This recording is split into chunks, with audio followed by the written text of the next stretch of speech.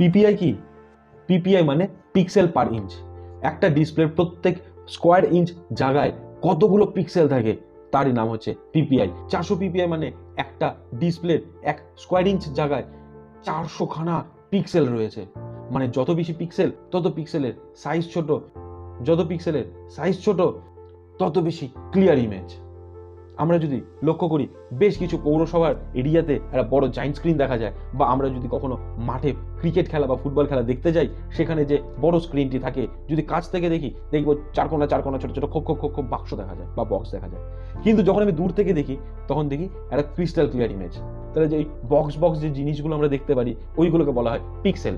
যখন আমরা যত কাছ থেকে দেখবো বা যত বড় সাইজের হবে তত পিক্সেল বেশি প্রমিনেন্ট আমাদেরকে দেখা যায়, আর যত আমরা দূরে যাব তত বেশি ছবির ক্লিয়ারিটি বাড়বে, তখন আর ওই বক্সগুলো দেখা যায় না।